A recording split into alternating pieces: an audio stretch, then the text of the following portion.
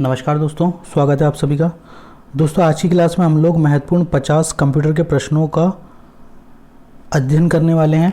साथ ही हम लोग देखेंगे कि किस तरह से क्वेश्चन हमारे जो आने वाले एग्ज़ाम है उसमें यहाँ से पूछे जाते हैं। तो 50 क्वेश्चन है, 50 के 50 ही क्वेश्चन आपके लिए क्या है, बहुत ज़्यादा महत्वपूर्ण है। आखिरी तक आपको देखना है और अगर लगे किसी क्वेश्चन में कि हाँ ये क्वेश्चन बहुत ज़्यादा आईएमपी है तो उसको नोट भी करना है। हालांकि इसका जो पीडीएफ है वो आपको टेलीग्राम ग्रुप पे मैं प्रोवाइड करवा दूंगा। चलिए ज़्यादा बातें ना करते हुए पहले क्वेश्चन पे आते हैं। पहला क्वेश्चन हमसे क्या कह रहा है, सेविंग की प्रक्रिया क्या है। देखिए वैसे तो देखें अगर तो ये परिभाषित क्वेश्चन है जो परिभाषा के रूप में आते हैं। अगर आपको परिभाषा पता है तो ही आप आंसर दे पाएंगे। तो वही ये क्वेश्चन है कि सेविंग की जो प्रक्रिया है वो क्या है। तो इसका आंसर हमारे सामने है, मेमोरी से स्टोरेज माध्यम तक दस्तावेज कॉपी करना। यानी कि हमारी जो मेमोरी होती है वहाँ से स्टोरेज तक हम क्या कर सकते हैं, अपने दस्तावेज को कॉपी कर सकते हैं। चलिए अगला क्वेश्चन देखते हैं। फटाफट के अंदाज में हम सारी चीज़ों को कवर करेंगे क्योंकि ज़्यादा समय मैं आपका लेना नहीं चाहता। एग्ज़ाम आपके बिल्कुल एकदम करीब है, आपको ज़्यादा से ज़्यादा अभी रिवाइज़ करने पे ध्यान देना चाहिए। चलिए आगे देखते हैं। डायरेक्टरी के अंदर की डायरेक्टरी को क्या कहा जाता है, तो वो कही जाती है हमारी सब डायरेक्टरी। MS डोस से संबंधित ये क्वेश्चन है। डोस के बारे में आप सभी को पता होना चाहिए कि डोस किस तरह का ऑपरेटिंग सिस्टम था। चलिए आगे देखते हैं। CAD का क्या तात्पर्य है, कंप्यूटर फुल फॉर्म से संबंधित ये क्वेश्चन है। सारे कंप्यूटर के फुल फॉर्म आपको पता होना चाहिए। किस तरीके के फुल फॉर्म अक्सर पूछे जाते हैं, एक या दो फुल फॉर्म हर एग्जाम में लगभग यहाँ से पूछा जाता है। तो CAD का फुल फॉर्म क्या हो जाएगा, हमारा कंप्यूटर एडेड डिज़ाइन हो जाएगा। चलिए 4th नंबर का क्वेश्चन देखते हैं। 4th नंबर का क्वेश्चन हमसे क्या कह रहा है, ओरेकल क्या है। आपको बताना है कि ओरेकल है। ओरेकल का मतलब क्या है, ओरेकल क्या होता है। तो ओरेकल क्या होता है, एक डाटाबेस सॉफ्टवेयर है। क्या ओरेकल, देखिए कई बार ऐसे क्वेश्चन आते हैं जो शब्दों से ही होते हैं। जैसे आपसे अगर पूछ ले कि एप्पल iOS मतलब क्या है, तो iOS क्या होता है। सिंपल सा क्वेश्चन है, आई लिखा है, ओ लिखा है और एस लिखा है, तो बताइए iOS क्या होता है। iOS एक ऑपरेटिंग सिस्टम है जो कि किसका है, एप्पल कंपनी का है, जिसको iOS यानी कि एप्पल ऑपरेटिंग सॉफ्टवेयर उसको कहा जाता है। चलिए आगे देखते हैं। असेंबलर का कार्य क्या है। मैंने आपको लैंग्वेज ट्रांसलेटर पढ़ाए थे। 3 लैंग्वेज ट्रांसलेटर की वीडियो अभी हाल ही में हमने रिलीज़ की थी।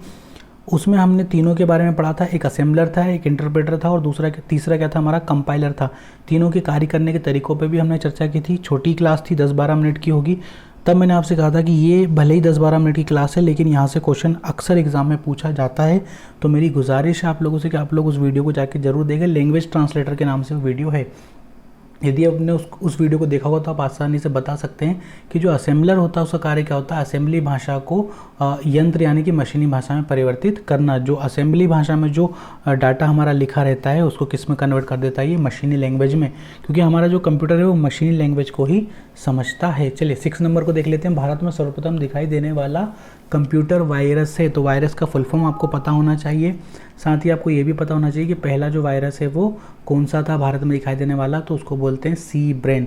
एक वायरस का नाम है हैप्पी बर्थडे जोशी, है ना। और सबसे पहला वायरस किस देश ने बनाया था, तो आप सभी को जानकर कोई बहुत ज़्यादा हैरानी नहीं होगी, हमारा पड़ोसी पाकिस्तान। आगे देखते हैं। उस नेटवर्क टोपोलॉजी का क्या नाम है जिसमें प्रत्येक संभावित नोड में द्विदिशीय कड़ियाँ हैं, तो उसको कहते हैं मैश टोपोलॉजी। मैंने टोपोलॉजी इतने अच्छे तरीके से समझाई है कि आप अगर एक बार देख लेंगे तो आपको सारी टोपोलॉजी वहाँ पे कन्फर्मली याद हो जाएंगी। रिंग टोपोलॉजी हो, मैश हो, ट्री हो, बस हो, स्टार हो, कोई सी भी टोपोलॉजी हो, मैंने सबको बहुत अच्छे तरीके से समझाया है। चलिए आगे देखते हैं। वह बिंदु जिस पर डाटा कंप्यूटर में प्रवेश करता है या निकलता है उसको क्या कहते हैं, उसको कहा जाता है टर्मिनल। उसको क्या कहा जाता है, टर्मिनल उसको कहा जाता है। तो देखिए टर्मिनल वह बिंदु होता है जहाँ से या तो डाटा स्टार्ट होता है या फिर वहाँ पे जाके डाटा एंड हो जाता है। इसको मैंने आपको बताया था छत्रपति शिवाजी महाराज टर्मिनस, जो कि कहाँ है, हमारे महाराष्ट्र मुंबई में है। ये एक तरह का रेलवे स्टेशन है। तो ट्रेन इसके आगे नहीं जा सकती क्योंकि इसके आगे क्या है, अरब सागर है, तो ज़मीन सतह खत्म हो जाती है। इसीलिए ट्रेन या तो वहाँ जाके ख़त्म होती है, वहाँ से ट्रेन बनना शुरू होती है। चलिए आगे देखते हैं। विश्व का प्रथम कंप्यूटर नेटवर्क माना जाता है। तो विश्व का प्रथम कंप्यूटर नेटवर्क क्या माना जाता है, अर्पानेट। अर्पानेट का फुल फॉर्म भी आपको पढ़ना चाहिए। लिनक्स एक उदाहरण है। लिनक्स हो गया, यूनिक्स हो गया, विंडो 98, 95, 2000, उसके बाद XP की बात कर ले, 2007 की बात कर ले, सभी क्या है एक तरह के, बताइए आप ये सभी क्या हैं हमारे। तो लिनक्स भी एक ओपन सोर्स सॉफ्टवेयर है, जबकि यदि हम लोग बात करें कि इसकी विंडो की, तो विंडो क्या है, एक क्लोज्ड ऑपरेटिंग सॉफ्टवेयर है। क्या है, क्लोज्ड ऑपरेटिंग सॉफ्टवेयर है।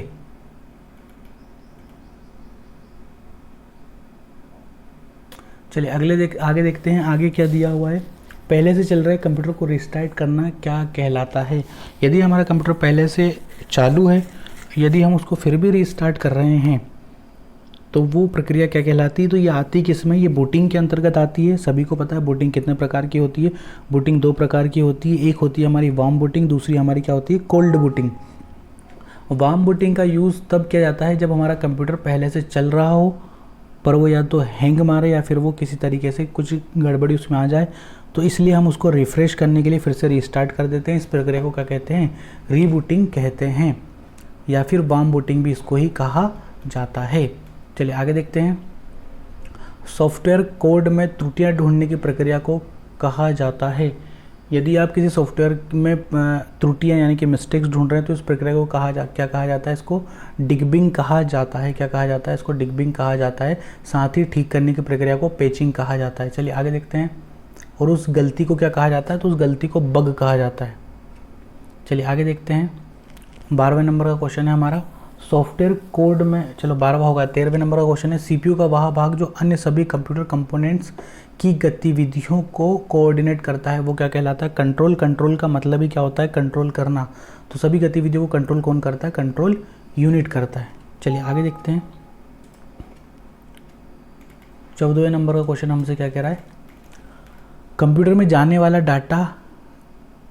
वाले डाटा को कहते हैं, तो इसको क्या कहते हैं, इनपुट कहते हैं। जबकि कंप्यूटर से बाहर हमें प्राप्त होने वाले डाटा को क्या कहते हैं, उसको आउटपुट कहा जाता है।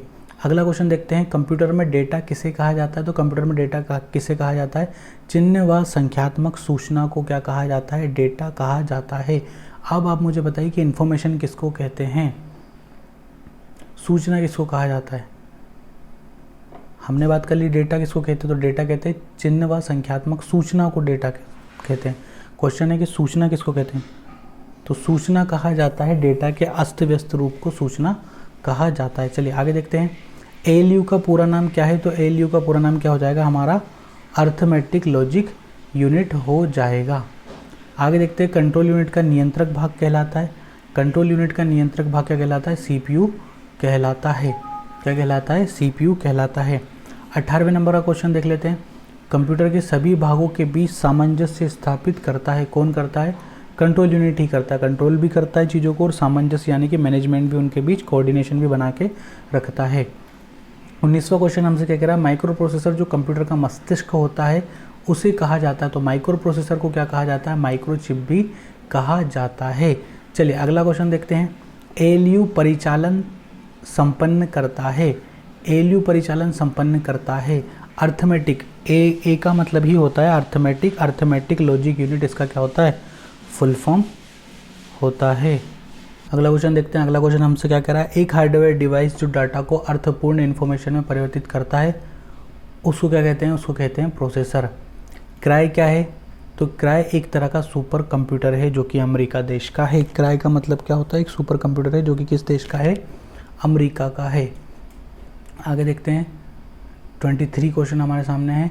टेली प्रोसेसिंग तथा टाइम शेयरिंग का प्रयोग किस पीढ़ी के कंप्यूटर में हुआ, जनरेशन कंप्यूटर की आपको पता होनी चाहिए। सारी जनरेशन से लगभग एक क्वेश्चन कम से कम आपका बनता है। किस जनरेशन में किस तरह के सॉफ्टवेयर का यूज़ किया गया, किस तरह के मेमोरी डिवाइस का यूज़ किया गया, किस तरह के प्रोसेसर का यूज़ उसमें किया गया, किसकी क्षमता कितनी थी, किस सन में कौन सी जनरेशन कार्य कर रही थी, ये सारी चीज़ें आपको पता होना चाहिए। तो थर्ड जनरेशन थी जिसमें कि टाइम शेयरिंग तथा टाइम प्रोसेसिंग का यूज़ किया गया।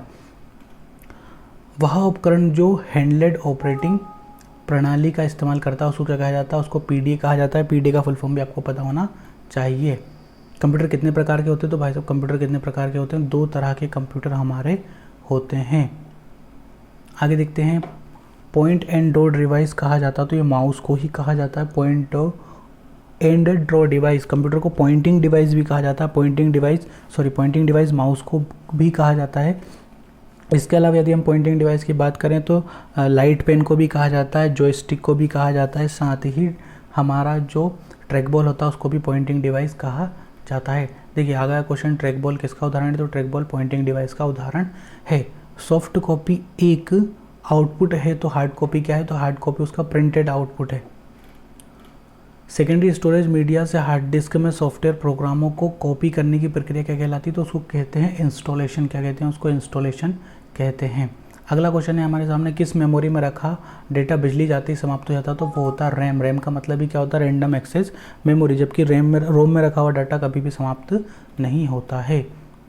साथ ही रैम में जो डेटा होता है उसमें आप करेक्शन भी कर सकते हैं, जबकि रोम में जो डाटा होता है उसमें आप करेक्शन नहीं कर सकते। डीवीडी किसका उदाहरण है? तो डीवीडी उदाहरण है किसका? ऑप्टिकल डिस्क का। किसका उदाहरण है? डीवीडी ऑप्टिकल डिस्क का उदाहरण है। डीवीडी का फुल फॉर्म आपको पता होना चाहिए, डिजिटल वर्सेटाइल डिस्क। आगे देखते हैं CDRW का पूरा नाम क्या है? CDRW का पूरा नाम है कॉम्पैक्ट डिस्क रीराइटेबल। देखिए CDR होता है, CDRW होता है ना। आपको पता होना चाहिए कि CD का मतलब क्या होता है? CD का मतलब होता है कॉम्पैक्ट डिस्क। CDR का मतलब क्या होता है? CDRW का मतलब क्या होता है? Compact disc rewritable. 3 तरह की ये होती हैं, है ना। सूचना एक यूनिट से दूसरी यूनिट तक ले जाने व उन्हें वापस लाने का काम कौन करता है? तो ये करता है डेटाबेस। कौन करता है? डेटाबेस। इसी संबंधित एक शब्द है जो कई बार एग्जामों में पूछा जाता है, DBMS, डेटाबेस मैनेजमेंट सिस्टम। आगे देखते हैं, कंप्यूटर में अनवरत विद्युत आपूर्ति का संक्षिप्त रूप क्या है? तो उसको बोलते हैं UPS। UPS का फुल फॉर्म क्या हो जाएगा हमारा? Uninterrupted power supply. हिंदी में ही इसको कहा जाता है अनवरत विद्युत आपूर्ति। मदरबोर्ड में क्या रहता है जो मदरबोर्ड पर CPU को दूसरे पुर्जों से जोड़ता है? तो वो है हमारी सिस्टम बस। सिस्टम बस का काम ही यही है कि मदरबोर्ड को CPU के दूसरे पुर्जों यानी कि दूसरे जो हार्डवेयर है उनसे कनेक्ट करना। आगे देखते हैं, प्रथम गणना यंत्र किसका था? अबेकस का था। प्रथम गणना यंत्र अबेकस है जो किस देश का था? चाइना का था। विंडोज़ M, ठीक है, में M से क्या शब्द बनता है? तो M4 होता है क्या? मिलीनियम। M4 क्या होता है? विंडोज़ M में मिलीनियम होता है।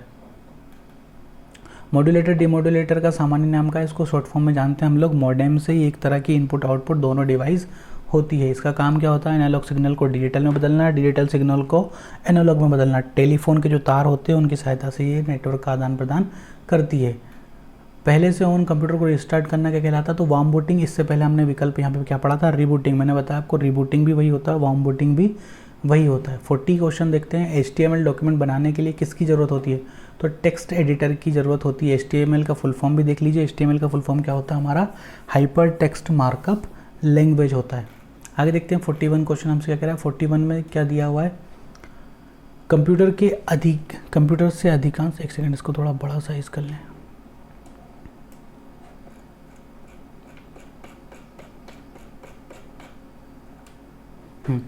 कंप्यूटर से अधिकांश प्रोसेसिंग होती है किस में होती है? CPU में ही होती है, क्योंकि CPU का फुल फॉर्म ही क्या होता है? सेंट्रल प्रोसेसिंग यूनिट होता है। ठीक है, इसी को माइक्रो प्रोसेसर भी कहा जाता है।